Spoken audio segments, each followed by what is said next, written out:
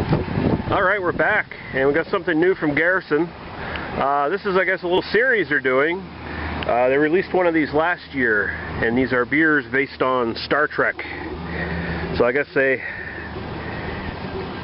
Star Trek beer brewed under license by Garrison, dedicated to the memory of Leonard Nimoy. Federationofbeer.com. I don't know what the whole thing is with this. I don't know.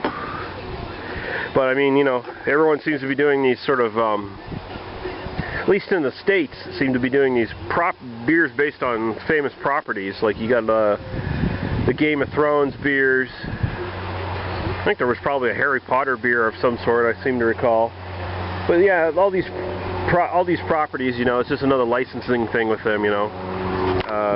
All these new popular things. You got the IP, intellectual property or whatever, and you try to license it out as much as possible. I mean, I wouldn't be surprised in the near future if you saw beers based on Batman vs. Superman or the Daredevil TV series or shit like that, you know. If they find a brewery willing to brew it for a lot of money, then they'll probably do it. So this is a Red Session IPA. It's Vulcan Ale, Genesis Effect. The one previously was Klingon Warnog Roggen, which was a Dunkelweiss with rye malt in it. I never had that one, so although my friend Maxwell Starr, he reviewed it. So go to his channel if you want to find a review of that one. But this one, of course, is dedicated to Leonard Nimoy. Genesis Effect, of course, that was the shitty third movie that brought Spock back to life after dying in Part 2. So yeah, it's 5.4% alcohol by volume. This is Vulcan Ale. Genesis Effect is official Star Trek CBS beer brewed under license by Garrison Brewing for the Federation of Beer. From the Star Trek movie The Wrath of Khan, the Genesis Effect is seen tingling across the surface of a planet like a good beer. This Red Session IPA will please both hopheads and Trekkies alike. Oh, so it's a Session IPA. Okay, I must have said that. Yeah. So, all I have to say is, in the words of Spock, use the Force, Starbuck, and we'll open this beer and see what we think of it. Alright, we're back with the Vulcan Ale Genesis Effect Red Session IPA from Garrison. Way too much going on in that fucking title, by the way. They just call it Vulcan Ale and subtitle Red Session IPA, but they got it all in big letters and it just, yeah, whatever. But there you go, it is definitely red. That is ruby red in color.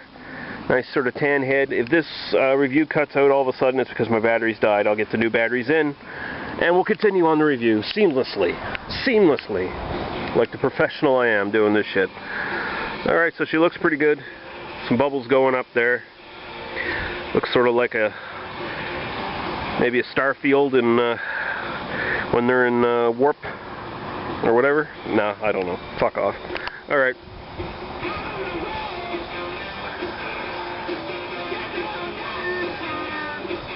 I don't know what to use in this. I'm getting malty red ale into this right away.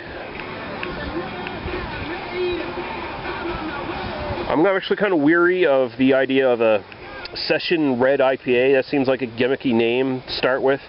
A lot of red ales these days have a lot of hops in them to begin with. Look at one of my favorite go-tos, the Temptation Red from Boxing Rock. This doesn't smell too dissimilar from that. I mean, I'm getting a little bit of hoppiness in there. It's kind of nondescript for me at the moment. I don't know.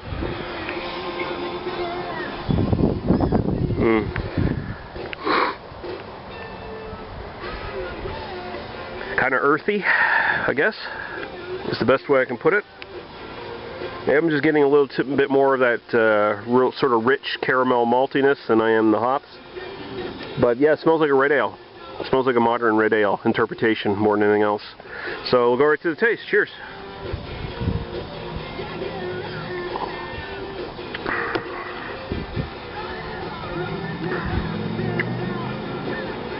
That's straight up a red ale. It's not a Red Session IPA. I don't know what the fuck. That's just bullshit, man.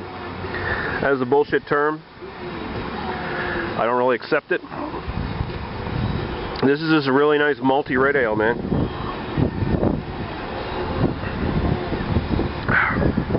more hops than usual. I mean, it's got a nice bitter finish. It's kind of earthy. Maybe the teeniest bit of a kind of grapefruit fade on there. But for the most part, it's just your sort of rich caramelly malt, right forward from what you expect from a red ale, man. And it's about medium-bodied, I'd say. So even there, it kind of defies what you usually get from IPAs, which tend to be on the watery side a lot of times. There is a lingering hop fade on this, nice bitterness, but I can say the same from the Garrison Red Ale and some other examples of red ales I've had in the last couple years that up the hop quotient a little bit. So, do you want to call it a red session IPA? I guess, if you want to say that. I don't even know how a 5.4 qualifies as a session IPA, really, anyway. I guess it may be just in relation to the fact that most IPAs are over 6% now, but really 5.4 is well in the percentage of just regular IPA, so I wouldn't really call it session. Session IPA, I'm thinking 3 to 4%, something around those lines. So they're using a lot of buzz terms to sell this to beer geeks, and it'll probably work. It's a little deceitful, but whatever. I don't give two fucks either way. If you're dumb enough to be called in by that sort of thing, then you're dumb enough, and I got no sympathy for you. But it's a good beer. Either way, it's a really good beer. I'm going to give it a solid 4 out of 5. There's nothing exciting about it, but the Vulcan Ale Genesis Effect Red Session IPA from Garrison, it is a decent hoppy red ale. That's how I'd qualify it, and it's a 4 out of 5. Thanks for watching, guys. We'll see you later. Bye-bye.